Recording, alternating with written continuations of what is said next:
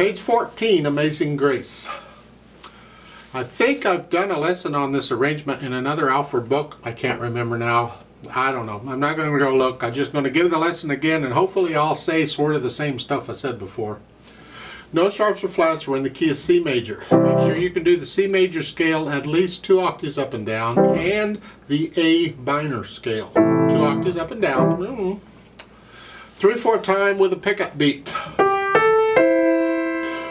Triplets. 3 and hold this quarter note down. Hold this quarter note down.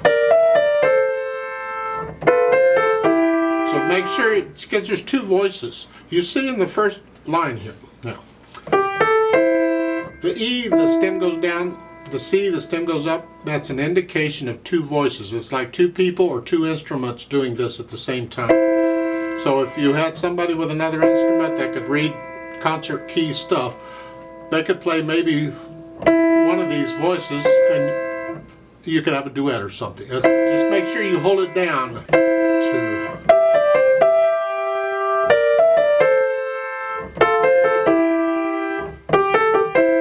And second line, third measure, you're here. And again, C and a D and hold the C down. You're doing. Connect that. Now on the third line, that's not a quarter note. Now you don't. Now you don't hold it down.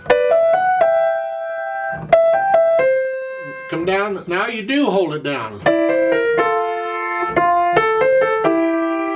Third line, last measure. 1 and 2 and 3 and 1 and 2 and 3. So forth. Top of page 15 here.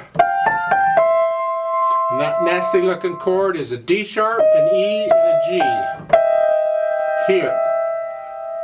And they want you to go here, here. And then going on, I recommend a 4th finger on the G. 2, 4. So I can connect here. I'm going to connect it.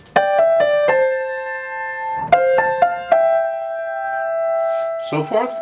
So it's like the triplets are going back and forth between the upper voice and the lower voice. Same thing in the second line there. You get the same thing.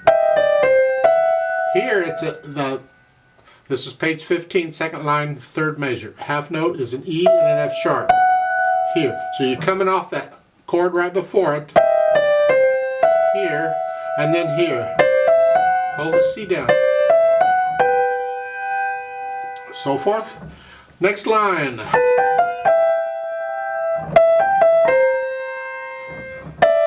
Now, third measure, that third line here, the triplet, they've got here, slide off. I'm going to do a 1 on the C. So it's 3 and then a 1 and then a 2, and I don't have to do that.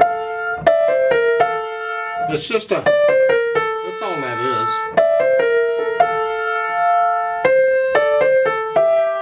So forth. So you work out these things. Left hand's just broken chords. Rest, rest. Oh boy, here we go. We're having fun now. Here we go. Second line. Connect that. 3 and we got a triplet. Hey, team. Put the hands together. Make sure you play the rest in the left hand.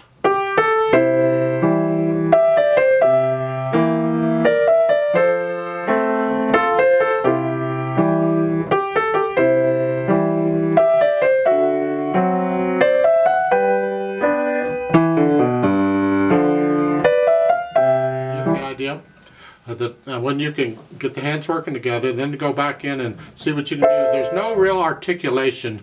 There's words to the song, they didn't provide it here, but there is phrasing. If you want to add the phrasing, put it just a lift up in the right hand if you can figure out where the phrases are.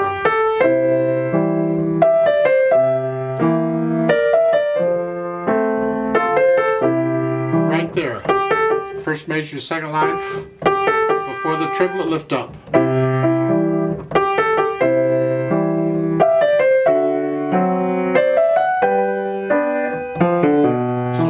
Second line, or third line, same thing. Before the triplets, lift up. So if you can figure out where the phrasing are, add the phrasing. top of page 15 here. This chord line, you're gonna arpeggiate that real quick. It's up to you. You're gonna play it real quick, but hold the G down. Here, and I play it on the beat, so that D sharp comes on the beat, and you like so. Here. And second line, same thing, arpeggiated chord. So, not a lot going on in articulation, it's all pretty connected. Except for the rest. Dynamic soft. It's the melody. Everything else has to be very soft. Keep it in the background.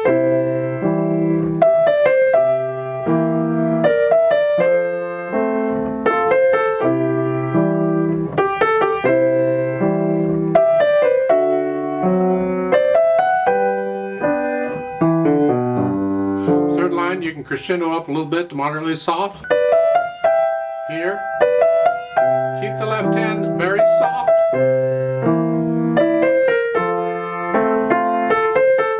And then at the end of the page you come down to it soft. Or very soft, whatever.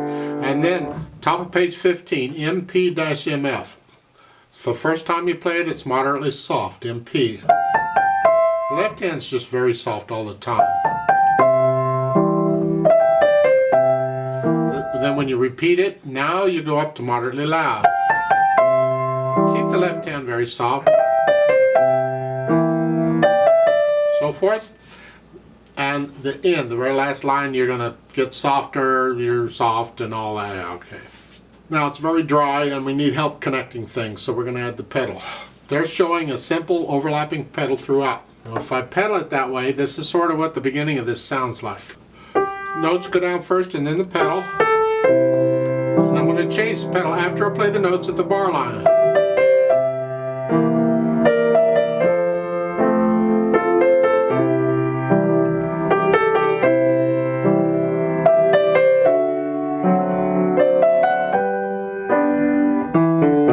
Now don't pedal those up. If that sounds okay for you, go for it. I would prefer to hear the rest in the left hand. So I'm going to lift up on the third beat again at the beginning. So I'm going to lift up right after I play that because I want to connect it. I just don't want to pedal it.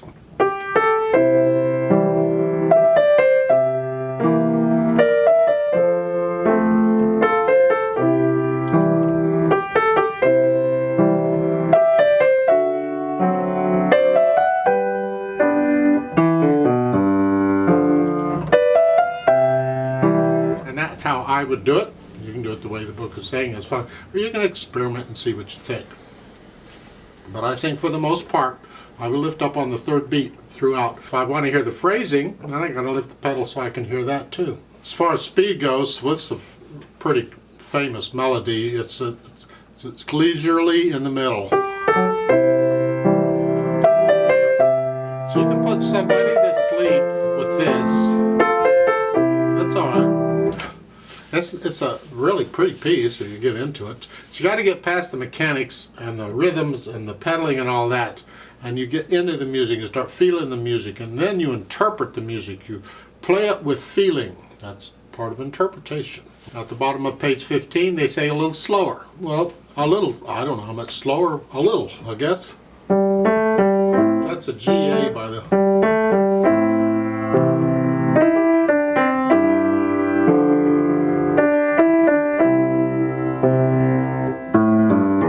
I want to hear the rest in the left hand there at the end.